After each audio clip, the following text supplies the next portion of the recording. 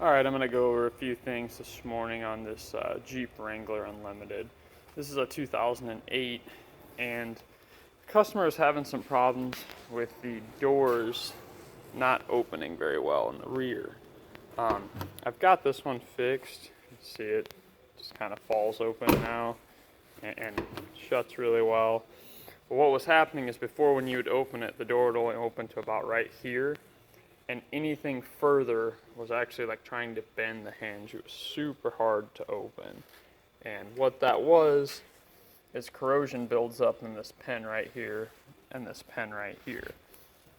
So what I did is, this is actually a Torx nut right here. It's a T50. You take that off, then take this one off.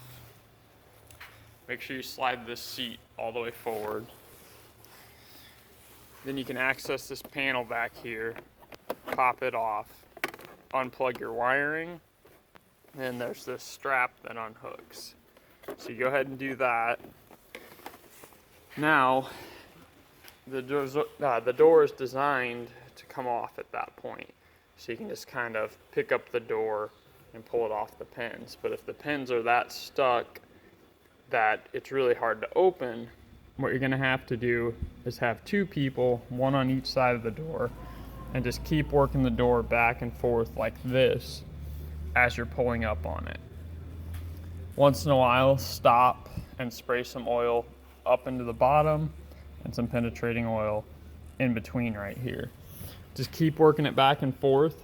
And it took us about 20-25 minutes to get this one off, but once you get it off, you're set from there. Then you can just go ahead and take a wire brush down inside here, clean this up. I took some Scotch-Brite or some sandpaper on the pin itself, sanded it, put some grease in there, put it back together, and you can literally see the door is falling open now. So it's working great now. Just give you guys a tip on that. Went ahead and did the exact same thing on this side. This side wasn't nearly as bad, but still it wasn't operating correctly. That's just letting the door fall closed. So yeah, works pretty good now. And I'm sure this is something a lot of people are gonna run into, especially when you don't use these rear doors a whole lot. And it seems to be a pretty common problem. Same thing with the fronts. It's the exact same process for the fronts. So hopefully this helps you guys. And remember, just work the door back and forth. Have a couple people helping you to pick up on it as you're doing that. And just take your time.